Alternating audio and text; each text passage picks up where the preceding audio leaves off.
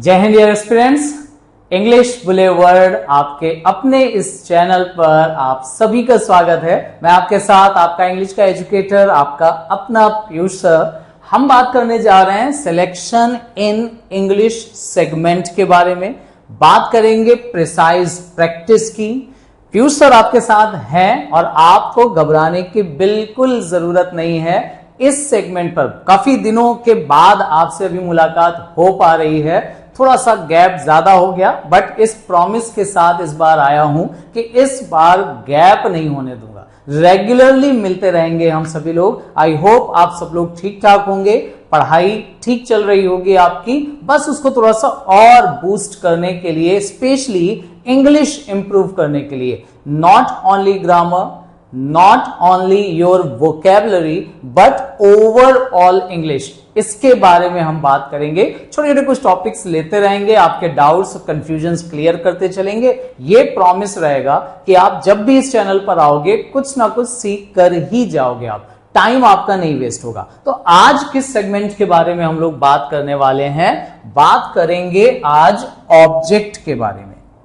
मतलब सेंटेंस जो भी आप पढ़ते हो ना, बेसिक सी तीन चीजों का कॉम्बिनेशन हमने पढ़ा है, सब्जेक्ट, वर्ब, ऑब्जेक्ट। इन तीनों के बारे में डिटेल में बात करनी है, जिसमें से आज हम बात करेंगे ऑब्जेक्ट के बारे में। ऑब्जेक्ट जिसको हिंदी में कर्म कहा जाता है, उसकी, अब देखो केवल ऑब्जेक्ट है क्या इसके बारे में मैं नहीं बताने आया, वो आप सबको पता है। और अगर आप मुझसे कहीं ना कहीं ऑफलाइन क्लासेस में जुड़े होंगे, कभी ना कभी अगर आपने मेरे से चीजें सीखने की कोशिश करी होगी, तो ऑब्जेक्ट जैसी चीज आपको पहचानना तो जरूर आता होगा, ये तो मैं गारंटी दे रहा हूं, है ना? क्योंकि मेरा फोकस ही बेसिक चीजों पर जरूर रहता है। प्लस आज हम केवल ऑब्जेक्ट के बारे में बात नहीं करेंगे, बात करेंगे उसकी इंपॉर्टेंस क्या है, क्यों ऑब्जेक्ट इंपॉर्टेंट होता है सेंटेंस के हिसाब से। In a sentence what is the importance of an object. अब है क्या ऑब्जेक्ट, शुरू यहीं से कर लेते हैं। जिन लोगों को नहीं पता हो भाई, उनसे डिस्कशन तो करना ही है। ऑब्जेक्ट हिंदी में हमने बोला इसे कहते हैं कर्म। होता क्या है ऑब्जेक्ट, अगर इसके बारे में बात की जाए तो सिंपल रखिएगा, सेंटेंस का बेसिक कंपोनेंट जो होता है ना, उसको आप कंसीडर कर सकते हो। यहां पर देखिए, ऑब्जेक्ट होता क्या है, वो जो सेंटेंस में एक्शन रिसीव करता है। एक हम बात करते हैं कर्ता की। कर्ता होता है वो जो एक्शन करे। जैसे अभी पढ़ाने का एक्शन हो रहा है, तो मैं अगर पढ़ा रहा हूं, मैं कुछ समझा रहा हूं, कुछ लिख रहा हूं यहां पर, तो मैं हो गया डूअर। जो एक्शन किया जा रहा है लिखने का, पढ़ने का, समझने का, पढ़ाने का, वो वर्ब हो गई। और जो उस एक्शन को रिसीव कर रहा है, जैसे मेरे प्यारे व्यूअर्स जो आप सभी लोग हो, इस समय आप मेरे ऑब्जेक्ट हो जाओगे।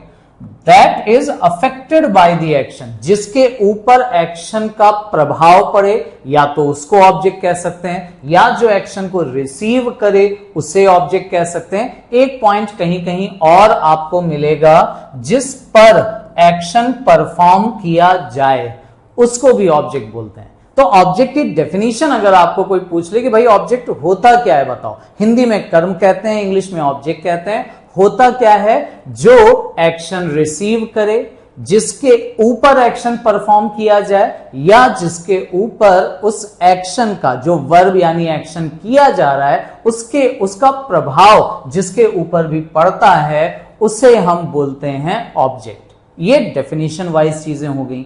हिंदी इंग्लिश दोनों में मैंने आपको क्लियर कर दिया इसको। ऑब्जेक्ट को कर्म कहते हैं। याद रखिएगा, कर्म का मतलब क्रिया नहीं है ना? क्रिया एक्शन होता है, कर्म ऑब्जेक्ट होता है। अब इसको सेंटेंस में जब आप रखते हो ना, सेंटेंस का स्ट्रक्चर आप सभी ने पढ़ा होगा, होता है सब्जेक्ट, वर्ब, ऑब्जेक्ट। ये अब यहां पे गलती क्या हो जाती है, देखो जो स्टूडेंट्स ऑलरेडी पढ़ाई कर रहे हैं, जुड़े हुए हैं मेरे साथ, उनको समझ में आती है ये बात कि वर्ब के बाद जो कुछ भी लिखा हो वो सब ऑब्जेक्ट हो, ये कोई जरूरी नहीं है। बच्चे गड़बड़ी यही करते हैं। उनको लगता है कि सर सेंटेंस का स्ट्रक्चर ये होता है, सब्जेक्ट, वर्ब, ऑब्जेक्ट, तो जो कुछ भी वर्ब के, सब्जेक्ट और वर्ब को हटा दीजिए, जो बचा है वो सब ऑब्जेक्ट होना चाहिए। ऐसा होता नहीं है, होना चाहिए बट होता नहीं है। ऑब्जेक्ट कैसे पहचाना जाता है? वर्ब के बाद और भी बहुत सारी चीजें आ सकती हैं, उनकी भी बात यहीं पर कर लेंगे। तो कैसे पहचानोगे आप सेंटेंस में ऑब्जेक्ट है या नहीं है? अब इसका मैं प्रैक्टिकली अगर आपसे बात करूं कि भाई प्रैक्टिकली कैसे पहचाना जाता है ऑब्जेक्ट, तो पहले आपके सामने कुछ सेंटेंसेस ही दे रहा हूं, इनको वन बाय वन पढ़िए और देखिए, बताइए किस सेंटेंस में आपको ऑब्जेक्ट मिल रहा है और किस सेंटेंस में ऑब्जेक्ट नहीं मिल रहा है। क्या लिखा है? Find the object of the following sentences. Her sentence में ऑब्जेक्ट हो ये कोई जरूरी नहीं है। क्या क्या कंडीशन है? पहला सेंटेंस देखो, she goes to market daily. क्या है इस सेंटेंस में ऑब्जेक्ट? Monkeys love bananas. इस सेंटेंस में ऑब्जेक्ट पहचानिए। This gardener is very hard working. Object अगर आपको लग रहा हो तो आप डिफाइन करते चलो, फिर हम लोग डिस्कस कर लेंगे। The boy kicked the football. Children are playing in the ground. He laughs loudly and we sleep at night. 7 sentences आपको दिए हुए हैं। अगर आपको लग रहा है कि पहले में मार्केट ऑब्जेक्ट है, दूसरे में बनानाज ऑब्जेक्ट है, तीसरे में हार्ड वर्किंग, चौथे में फुटबॉल, फिर ग्राउंड, लाउडली, नाइट, तो कुछ आंसर्स तो आपके सही हैं, कुछ गलत हो जाएंगे। आई होप क्लियर हो रही होंगी चीजें। ये 7 सेंटेंसेस आपको दिए हैं, बट इनमें से पहले सेंटेंस में ऑब्जेक्ट नहीं है, सेकंड में ऑब्जेक्ट है, थर्ड में ऑब्जेक्ट नहीं है, फोर्थ में है, फिफ्थ में नहीं है, सिक्स्थ में भी नहीं है, सेवेंथ में भी ऑब्जेक्ट नहीं है। कैसे पहचानेंगे ऑब्जेक्ट? अब देखो क्यों गड़बड़ी हुई। 7 में से केवल 2 सेंटेंसेस हैं जिसमें ऑब्जेक्ट है, ठीक है ना। तो एक चीज बस यहां से सिर्फ ये समझाना था कि वर्ब के बाद जो कुछ भी लिखा हो वो सब ऑब्जेक्ट हो, ऐसा कोई जरूरी नहीं है। वर्ब सभी में है लेकिन ऑब्जेक्ट सब में नहीं है, ठीक है ना। अब ये समझना है कैसे पहचाना जाता है सेंटेंस में ऑब्जेक्ट है या नहीं है। इसका बेसिक सा एक तरीका देख लीजिए, बल्कि एक क्या मैं आपको 2 तरीके बता देता हूं। पहला तरीका, आप इस सेंटेंस का पैसिव वॉइस बना के देखो। जब आप पैसिव बनाते हो तो आप क्या करते हो? सब्जेक्ट को ऑब्जेक्ट बना देते हैं, ऑब्जेक्ट को सब्जेक्ट बना देते हैं। क्या इसका पैसिव वॉइस पॉसिबल है? क्या बनाएंगे? मार्केट वॉज गॉन या मार्केट इज गॉन, गलत हो जाएगा। इसका पैसिव बन जाएगा bananas are loved by monkeys. तो एक तरीका तो है, अगर आपको पैसिव पहचानना आता है, पैसिव बनाना आता है, तो आप इजीली पहचान सकते हो कि उसमें ऑब्जेक्ट है या नहीं है। बट उससे भी एक आसान तरीका मैं बता देता हूं। कैसे पहचानते हैं सेंटेंस में ऑब्जेक्ट है कि नहीं है? ये पूरा कॉम्बिनेशन याद रखिएगा। देखो स्टेप बाय स्टेप बात करते हैं। अभी हम लोगों ने डेफिनेशन वाइज ये पढ़ा था कि भाई ऑब्जेक्ट क्या होता है? जिसके ऊपर एक्शन किया जाए या जो उस एक्शन को रिसीव करे या जिसके ऊपर उस एक्शन का प्रभाव पड़े। अब सोचिए और बताइए, अगर सेंटेंस में कोई एक्शन ही ना किया जाए, अगर एक्शन होगा ही नहीं तो रिसीव कौन करेगा? एक्शन होगा ही नहीं तो किसी के ऊपर प्रभाव ही नहीं पड़ेगा। एक्शन होगा ही नहीं तो किसी के ऊपर भी एक्शन कहां किया जाएगा? तो ऑब्जेक्ट होने की सबसे पहली कंडीशन है सेंटेंस में एक्शन होना चाहिए। और यह सबसे क्रूशियल पॉइंट है। ऑब्जेक्ट होने की सबसे पहली कंडीशन एक्शन होना चाहिए। अगर एक्शन नहीं होगा ना तो ऑब्जेक्ट भी नहीं होगा। अब ये मैं क्यों बोल रहा हूं इंपॉर्टेंट है, यहां देखिए थर्ड वाला सेंटेंस क्या लिखा है? This gardener is very hard working. यहां आप इस गार्डनर यानी माली की क्वालिटी तो बता रहे हो, बट इस सेंटेंस में कोई एक्शन नहीं हो रहा है। तो इसमें ऑब्जेक्ट ढूंढना मतलब अपना टाइम वेस्ट करना है, वो नहीं करेंगे, ठीक है ना। तो ऑब्जेक्ट होगा तभी, मतलब चांसेस तभी हैं जब सेंटेंस में कोई एक्शन किया जाए। तो पहली चीज तो आपको यह ध्यान रखना है कि सेंटेंस में एक एक्शन होना चाहिए, ठीक। पहला पॉइंट ये समझ में आया। अब जब एक्शन किया जाए तब भी ऑब्जेक्ट हो, ये भी कोई जरूरी नहीं। उसके लिए एक तरीका क्या है, सबसे पहला क्वेश्चन ये पूछिए कि एक्शन क्या हो रहा है, फिर पहला क्वेश्चन ये पूछिए इस एक्शन से कि इस एक्शन को कौन कर रहा है, कौन कर रहा है इस एक्शन को। यानी आप ढूंढ रहे हो इसका डूअर, डूअर यानी कर्ता, ठीक है ना। एक्शन हो क्या रहा है और कर कौन रहा है, दोनों को मिलाइए। डूअर जनरली आपको दिखाई पड़ जाता है सेंटेंस में सब्जेक्ट की जगह पर, ठीक है ना। जनरली जो डूअर होता है वही सब्जेक्ट की जगह रखा जाता है, और तब दोनों को मिलाइए, सब्जेक्ट और वर्ब को एक साथ पढ़िए। एक साथ पढ़ने को बोला जा रहा है, मिलाने का मतलब, इस प्लस का मतलब ये बस साथ में पढ़िए, ठीक है ना। और मिलाकर दो क्वेश्चंस और पूछिए, क्या और किसे। इंग्लिश की बात करें तो व्हाट और whom। और अगर इन दो में से आपको एक भी आंसर मिल जाए ना, वो होता है उस सेंटेंस का ऑब्जेक्ट। कैसे पूछेंगे, सब्जेक्ट और वर्ब को, यानी जो एक्शन किया जा रहा है मिलाइए और मिलाकर क्वेश्चन पूछिए क्या और किसे, ठीक। अगर इसका आंसर मिले तब तो ऑब्जेक्ट है, लेकिन अगर इसका आंसर नहीं मिले तो ऑब्जेक्ट नहीं है। हो सकता है क्या और किसे के अलावा आपको कुछ और क्वेश्चंस का आंसर भी मिले, जैसे जो भी एक्शन किया गया है ना, उस एक्शन को कब किया गया, कहां किया गया, कैसे किया गया, क्यों किया गया, या जो एक्शन किया गया उसे कितनी बार किया गया। ये आंसर्स भी होते हैं सेंटेंस में। एक्शन कब किया गया, कहां किया गया, कैसे किया गया, क्यों किया गया, कितनी बार किया गया। ये आंसर जब आपको मिलने लग जाते हैं ना, इन्हें पार्ट ऑफ स्पीच के अकॉर्डिंग एडवर्ब कहा जाता है। ये ऑब्जेक्ट नहीं होते, ठीक है। ऑब्जेक्ट या तो नाउन होता है या प्रोनाउन होता है। ये वर्ड्स, इनका जब आंसर मिलता है तो एडवर्ब होते हैं, ठीक है ना। याद रखें, इनको सेंटेंस का या वर्ब का कॉम्प्लीमेंट भी कई बार कहा जाता है, ठीक है ना। हालांकि कॉम्प्लीमेंट पे हम अलग से एक बार बात करेंगे, आपको मैं अलग से समझा दूंगा कि कॉम्प्लीमेंट क्या होता है। बट अभी के लिए याद रखें, एडवर्ब ऑब्जेक्ट का काम नहीं करते। क्लियर है। अब इस बेसिस पे अगर हम जस्टिफाई करें, जो अभी सेंटेंसेस हम लोगों ने लिए थे उन्हें जस्टिफाई किया जाए कि बताइए भाई कौन कौन से सेंटेंसेस में ऑब्जेक्ट है। तो देखो, पहला सेंटेंस क्या कह रहा है, she goes to market daily. Action हो रहा है इसमें, गोज यानी जाने का, ये वर्ब हो गई। कौन जा रहा है, शी, ये हो गया सब्जेक्ट या डूअर।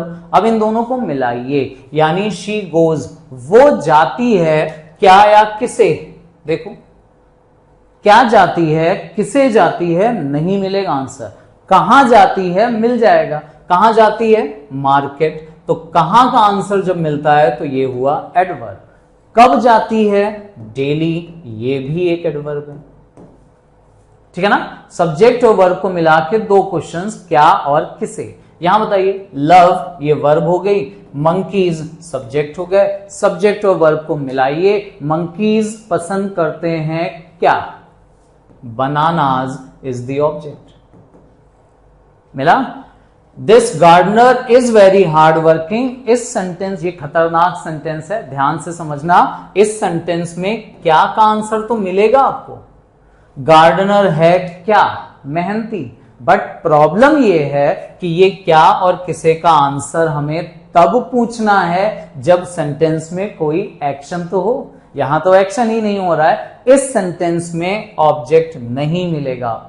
ऑब्जेक्ट होना या ढूंढना ही तब जब एक्शन हो रहा हो।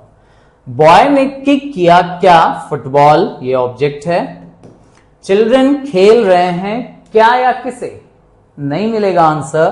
कहां का आंसर लिखा है, this word is an adverb. कहां एडवर्ब होता है, ही लाफ्स, वो हंसता है क्या या किसे। ये मत पूछिएगा क्या करता है, वरना ऑब्जेक्ट पे पहुंचेंगे। जो करता है क्या या किसे वो पूछिए, आंसर नहीं मिलेगा। आंसर कैसे हंसता है, कैसे का आंसर एडवर्ब तक ले जाता है। कब, कहां, कैसे, क्यों और कितनी बार, ये एडवर्ब के आंसर्स हैं।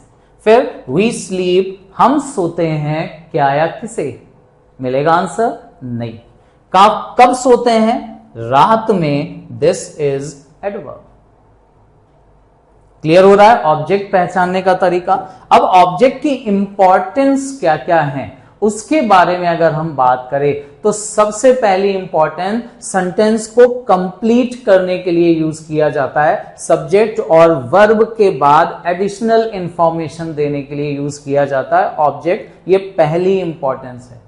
दूसरी इंपॉर्टेंस, कुछ वर्ब को डिटरमाइन करने के लिए। ध्यान से समझिएगा, अभी हम लोगों ने पढ़ा कि सेंटेंस में सब्जेक्ट और वर्ब को या डूअर और वर्ब को मिलाइए और दो क्वेश्चंस पूछिए, क्या और किसे, और अगर इसका आंसर मिले तो ऑब्जेक्ट है। और जानते हैं जिस वर्ब में क्या और किसे का आंसर मिलता है यानी ऑब्जेक्ट होता है, उस वर्ब को ट्रांजिटिव वर्ब कहा जाता है।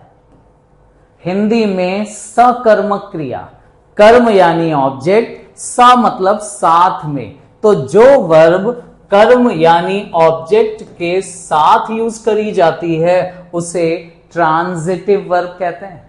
तो वर्ब ट्रांजिटिव है या इनट्रांजिटिव है, ये पहचानने में ऑब्जेक्ट बड़ा इंपॉर्टेंट रोल प्ले करता है।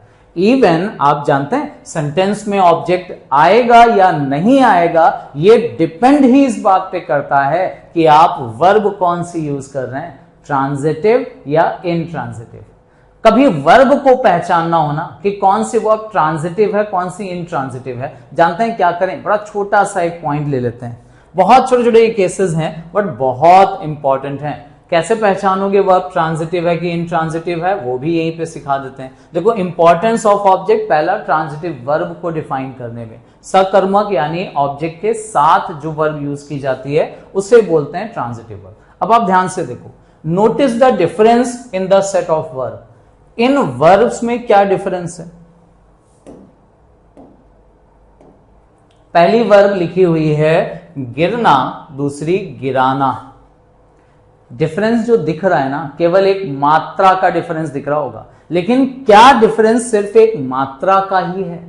नहीं। अब आप जानते हो करो क्या, कोई भी वर्ब ट्रांजिटिव है या इनट्रांजिटिव है पहचानना हो तो बस उस वर्ब को लेकर के छोटा सा एक सेंटेंस बना लो, चाहे इंग्लिश में चाहे हिंदी में। बेटर रहेगा हिंदी में बना लो। गिरना लिखा हुआ है ना, अगर हम सेंटेंस बनाए वो गिरा, है ना, टेंस कोई भी रख लो आप, प्रेजेंट पास्ट फ्यूचर कुछ भी रख लो, कोई फर्क नहीं पड़ने वाला। गिरता है, गिरेगा, गिर चुका है, गिर रहा है, कुछ भी बना लो किसी भी टेंस में, कोई फर्क ऑब्जेक्ट पे नहीं पड़ने वाला। ऑब्जेक्ट का टेंस से लेना देना नहीं होता, है ना। तो वो गिरा, अब क्वेश्चन पूछो मिलाकर, वो गिरा क्या या किसे, और देखो क्या ऑब्जेक्ट यानी इस क्वेश्चन का आंसर मिलने के चांसेस भी हैं कि नहीं है। वो गिरा, क्या गिरा, किसे गिरा, नहीं मिलेगा। कहां गिरा मिल सकता है, कब गिरा, कैसे गिरा, क्यों गिरा, ये सब मिलेंगे आंसर। एडवर्ब मिल सकता है, ऑब्जेक्ट नहीं मिलेगा। और अगर ऑब्जेक्ट नहीं मिला तो ये वर्ब हो गई इनट्रांजिटिव, है ना। लेकिन गिराना से एक सेंटेंस बनाओ, वह गिराना नहीं, उसने गिराया, है ना, गिराया, गिरा रहा है। अच्छा, उसने गिराया, अब क्वेश्चन पूछो, देखो क्या गिराया या किसे गिराया, और देखो ध्यान से क्या आंसर मिलने के चांसेस नहीं हैं, यानी ये वर्ब हो जाएगी ट्रांजिटिव। और ये पॉइंट अगर यहां समझ में आ गया ना तो बाकी में भी समझ में आ जाएगा। वो लेटा, क्या या किसे, नहीं मिलेगा। उसने लेटाया, क्या या किसे, अपने बच्चे को, मिलेगा आंसर। उड़ा, बर्ड्स उड़ती हैं, चिड़िया उड़ती हैं, क्या या किसे, नहीं मिलेगा आंसर। बॉयज उड़ाते हैं क्या या किसे, पतंग। पायलट्स उड़ाते हैं हवाई जहाज, मिलेगा आंसर। ठीक है ना, ट्रांजिटिव हो जाएगी ये वाली वर्ब। तो ये जो डिफरेंस मात्रा का दिख रहा है ना, वो मात्रा से ज्यादा इंपॉर्टेंट ऑब्जेक्ट का डिफरेंस है। ये इंट्रांजिटिव है। चलना, वो चल रहा है क्या या किसे नहीं मिलेगा, उसने चलाया क्या या किसे, मिलेगा आंसर। सोना, सुलाना, उठना, उठाना, टंगना, टांगना, लटकना, लटकाना, एक मात्रा से डिफरेंस आ जाता है ऑब्जेक्ट पे। और जानते हैं इन दोनों वर्ब की फॉर्म तक अलग अलग हो जाती हैं। वो हम वर्ब की फॉर्म पढ़ेंगे ना, तो मैं स्पेशल एक फॉर्म टिप वीडियो बना दूंगा आपके लिए, उसकी आप टेंशन मत लो। अभी समझ में आया ऑब्जेक्ट की इंपॉर्टेंस। एक तो ट्रांजिटिव इंट्रांजिटिव को पहचानने में है, दूसरा सेंटेंस कंप्लीट करने में है। सेंटेंस का इंपॉर्टेंट हिस्सा होता है एक ऑब्जेक्ट, है ना। और तीसरा जो सबसे ज्यादा, अच्छा इनमें से कौन कौन सी वर्ब ट्रांजिटिव हैं और कौन कौन सी इंट्रांजिटिव हैं, ये मैं आपके लिए होमवर्क छोड़ रहा हूं। ठीक है ना, आप कमेंट सेक्शन में इसका रिप्लाई कर देना, तो थोड़ी सी प्रैक्टिस भी आपकी हो जाएगी और मुझे पता भी लगेगा कि आपने इस वीडियो पर ध्यान दिया है या नहीं। मतलब जो मेहनत आप लोगों के लिए हो रही है ना, वो दिखनी चाहिए, है ना। तो सही गलत की चिंता आप मत करना, आप बस अपनी तरफ से ऑनेस्टली आंसर करना। हाँ, अगर कोई वर्ब इनमें से आपको ऐसी लगे कि ये ट्रांजिटिव भी हो सकती है, इनट्रांजिटिव भी हो सकती है, यू आर मोस्ट वेलकम। आप गलत नहीं हो वहां पर। कई वर्ब ऐसी आपको मिल सकती हैं जो ट्रांजिटिव भी हो सकती हैं और इनट्रांजिटिव भी। ठीक है ना, तो उसकी टेंशन आप मत लेना। फिर आ जाते हैं नेक्स्ट पार्ट पे। देखिए ध्यान से रिलेट करिएगा। अब ऑब्जेक्ट की सबसे ज्यादा इंपॉर्टेंस बढ़ जाती है जब आप एक्टिव पैसिव बनाते हो, है ना। ऑब्जेक्ट को ही सब्जेक्ट बना दिया जाता है, ये तो आपने पढ़ा ही है ना। ऑब्जेक्ट को सब्जेक्ट बना देते हैं जब हम पैसिव वॉइस में आते हैं। अच्छा, तो इसका एक तरीका समझ रहे हैं। अभी देखो मैंने क्या बोला था, अगर आप वर्ब यानी एक्शन देख रहे हो, सेंटेंस में कोई एक्शन हो रहा है और आप क्वेश्चन ये पूछ रहे हो कि उस एक्शन को कौन कर रहा है, यानी डूअर आपको यहां पर मिल रहा है किसकी जगह पर, सब्जेक्ट की जगह, तो ऑब्जेक्ट आएगा इसके बाद, है ना। क्या और किसे, सब्जेक्ट और वर्ब को मिला के आप क्वेश्चन पूछो, क्या और किसे, जो आंसर मिलेगा वो ऑब्जेक्ट होगा। तो ऑब्जेक्ट जनरली कहां पे आता है, वर्ब के बाद आता है। लेकिन अगर सेंटेंस पैसिव में होगा तो क्या होगा, ये ऑब्जेक्ट आपको लिखा हुआ मिल जाएगा सब्जेक्ट की जगह पर। क्लियर, सुनना फिर ध्यान से, ऑब्जेक्ट आ जाएगा सब्जेक्ट की जगह। और उस कंडीशन में ना डूअर वर्ब से पहले नहीं आता, ऑब्जेक्ट वर्ब से पहले आता है। मतलब किसी भी सेंटेंस में, अब ध्यान से मेरी बात सुनना, टेक्निकल नहीं है बट कॉम्प्लिकेटेड हो जाएगी अगर ध्यान नहीं दिया। सावधानी हटी दुर्घटना घटी। क्या बोला मैंने, अगर सब्जेक्ट की जगह एक्शन करने वाला पर्सन लिखा हो तो सेंटेंस एक्टिव वॉइस में होगा, और अगर सब्जेक्ट की जगह क्या और किसे का आंसर मिल जाए, यानी ऑब्जेक्ट लिखा हो सब्जेक्ट की जगह, तो सेंटेंस पैसिव वॉइस में होगा, है ना। तो तुरंत डिटरमाइन करने के लिए कि सेंटेंस एक्टिव में बन रहा है या पैसिव में, ऑब्जेक्ट की इंपॉर्टेंस है। इसके अलावा वर्ब की फॉर्म डिसाइड करने में, क्योंकि भाई पैसिव बनेगा सेंटेंस तो हमेशा थर्ड फॉर्म ही आएगी, है ना। तो वर्ब की फॉर्म डिसाइड करने में भी ऑब्जेक्ट का इंपॉर्टेंट रोल होता है। कैसे ऑब्जेक्ट के बेसिस पे डिसाइड होता है या डूअर के बेसिस पे डिसाइड होता है, वो देख लेते हैं। देखो ध्यान से क्या लिखा हुआ है, बहुत सिंपल सा पॉइंट है और इसी के साथ हम लोग आगे खत्म करेंगे अपनी बात को। If there is an action done in a sentence, अगर सेंटेंस में एक्शन किया जा रहा है, एक्शन नहीं तो ऑब्जेक्ट की बात करना ही बेकार। अगर सेंटेंस में एक्शन हो रहा है, पूछिए हु इज द डूअर, कौन कर रहा है इस एक्शन को। अगर एक्शन करने वाला आपको सब्जेक्ट की जगह दिखाई दे, सब्जेक्ट की जगह भी बहुत कॉम्प्लिकेटेड अगर हम ना करें तो बस इतना समझ लीजिए वर्ब से पहले दिखाई दे तो सेंटेंस एक्टिव वॉइस में होता है। और अगर doer is not in the place of subject, doer subject की जगह पे नहीं है, मतलब वर्ब से पहले नहीं है, the sentence is in passive voice. ठीक, अब कुछ एग्जाम्पल से ये बात हम लोग प्रूव कर लेते हैं। कुछ सेंटेंसेस आपके सामने आ रहे हैं, प्रैक्टिकली बात कर लेते हैं। कुछ सेंटेंसेस मैं डिफाइन करूंगा, बाकी का आंसर आपसे चाहिए है। पहले तो ये देख लो, ही इन्फॉर्म्ड। अच्छा, इसका स्ट्रक्चर आपको समझ में आ रहा होगा। एक चीज यहां पर नोटिस कर लेना, सेकेंड सेंटेंस में ये जो वॉज लिखा है ना, ये बी की फॉर्म है, और बी के बाद वर्ब की थर्ड फॉर्म, ये स्ट्रक्चर बनता है पैसिव का, और ये स्ट्रक्चर बनता है एक्टिव का, जिसमें बी नहीं है, थर्ड फॉर्म नहीं। इससे फर्क क्या पड़ा, ध्यान से देखना। इस एक्शन को करने वाला पर्सन तो ये होगा, क्योंकि सेंटेंस एक्टिव में है, एक्शन करने वाला पर्सन पहले लिखा होता है, और अगर पैसिव में है तो एक्शन करने वाला पर्सन यानी डूअर यहां नहीं होगा।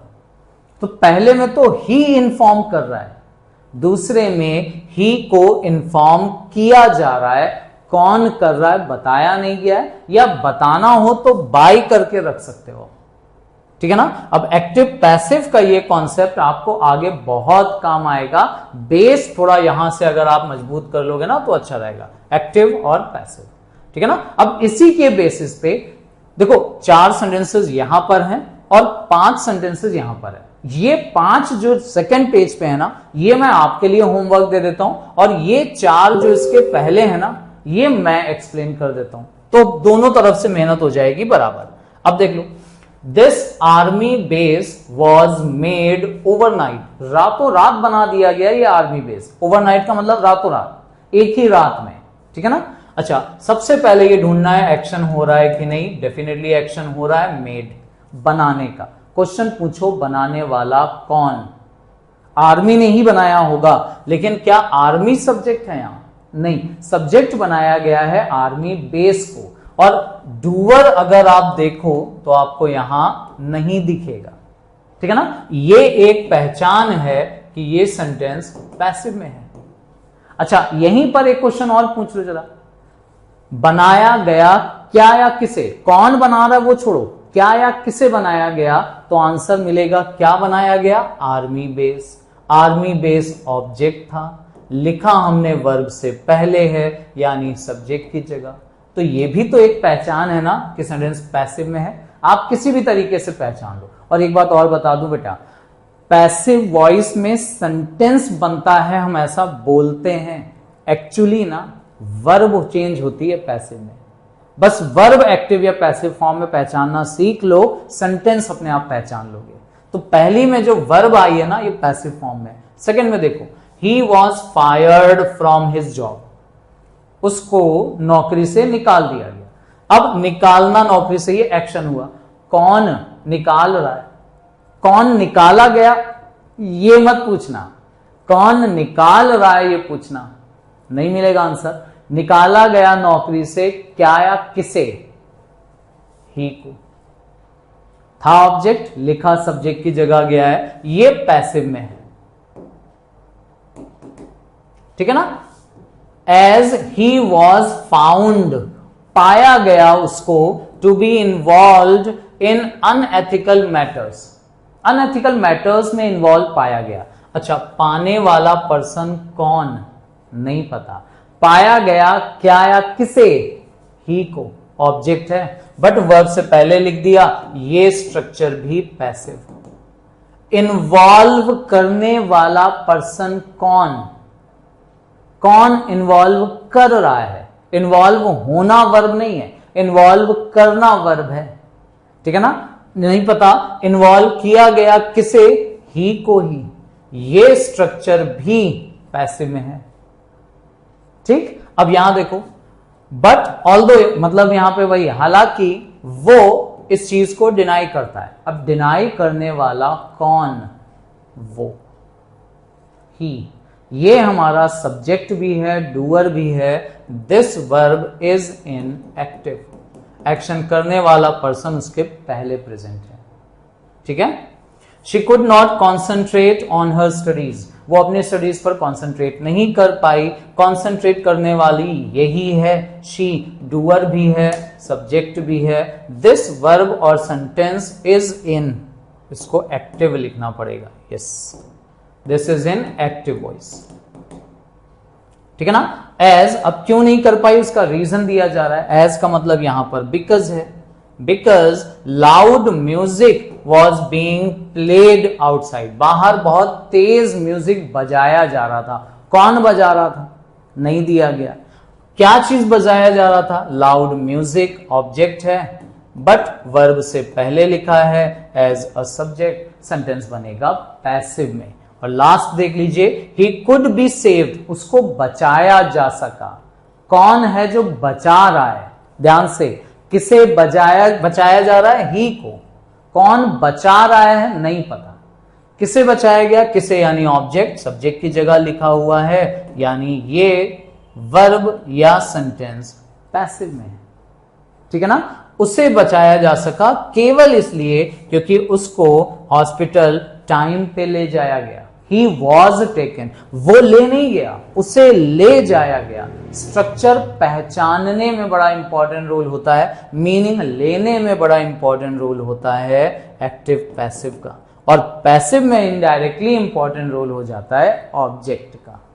तो आई होप समझ में आपको आया होगा ऑब्जेक्ट की इंपॉर्टेंस क्या क्या है, कहां पर इंपॉर्टेंट होता है ऑब्जेक्ट। एंड डेफिनेटली ये सेंटेंसेस या इनमें जो वर्ब है वो मैंने डिफाइन करी हैं। ये आपके लिए होमवर्क है, बताइएगा क्वेश्चन नंबर 1 2 3 4 5 एक्टिव है कि पैसिव है, या वर्ब लिख के आप बता सकते हो कि ये वर्ब एक्टिव में है या पैसिव में, ठीक है ना। आई होप चीजें क्लियर होंगी, समझ में आया होगा, मजा आया होगा चीजों को सीखने में। बस जुड़े रहिएगा, रेगुलरली मिलते रहेंगे अब हम लोग इसी चैनल पर आपके अपने इंग्लिश बुलेवर्ड। बुलेवर्ड मतलब होता है एक ऐसा रास्ता जहां चलना बहुत सुखद अनुभव आपको देगा, ठीक है ना।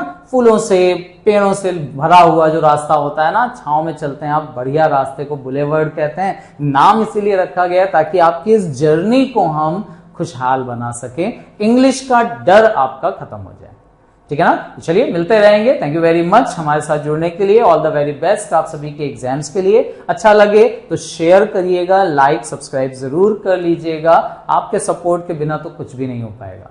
चलिए thank you very much, take care.